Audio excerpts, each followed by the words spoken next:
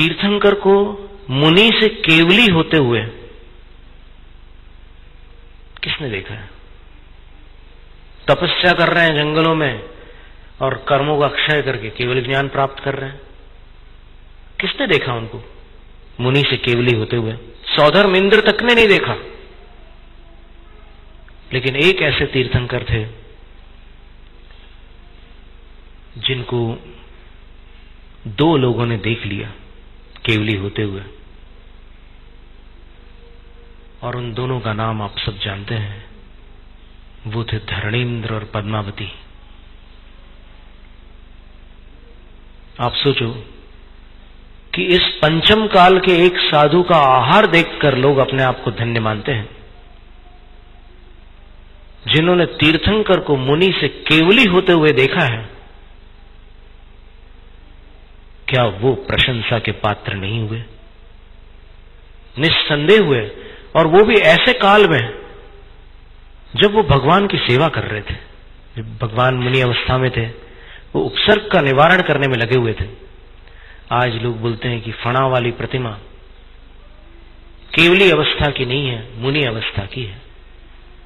फिर उन आचार्यों ने जो सूर्य मंत्र दिया, वो तो अपने आप खारिज हो ही गया आपकी धारणा अनुसार, क्योंकि केवली भगवान में फणा नहीं होते। पर अभी हमें पिछले वर्ष पार्श्वाभ्युदय ग्रंथ के 4th सर्ग में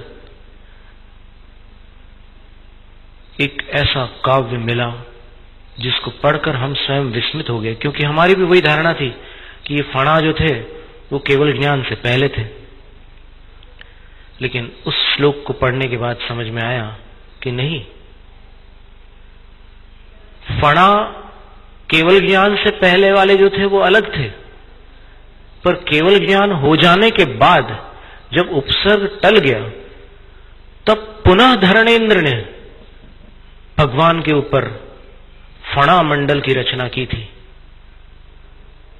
और पुनः देवी पद्मावती ने छत्र लगाया था।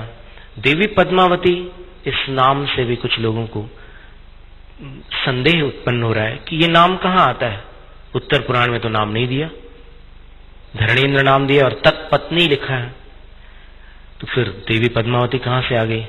लेकिन हमने और प्राकृत ग्रंथों में देखा, संस्कृत ग्रंथों में देखा, तो पार्श्वनाथ चरितम में आचार्य सकल कीर्ति महाराज ने पद्मावती इस नाम का उल्लेख किया है।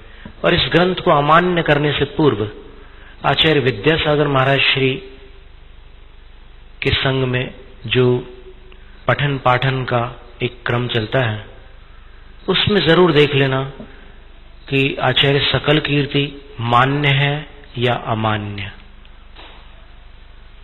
क्योंकि हमने स्वयं मूलाचार प्रदीप का स्वाध्याय किया आचार्य श्री के मुख से, और मूलाचार प्रदीप के रचयिता आचार्य सकल कीर्ति थे, जिन्होंने पार्श्वनाथ चरितम की रचना की है।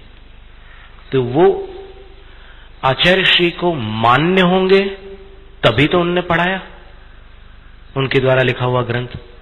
अमान्य होते तो कैसे पढ़ाते? और यदि आचार्य श्री को मान्य है तो उनको अमान्य करने वाला प्रकारांतर से आचार्य श्री को अमान्य करने वाला है ही। इसका कौन निषेध कर सकता है कि आचार्य श्री जिस ग्रंथ को पढ़ा रहे हैं उसके ग्रंथकर्ता को अमान्य करने वाला आचार्य श्री का समर्थक हुआ या विरोधी? और उन्होंने पद्मावती नाम दिया है।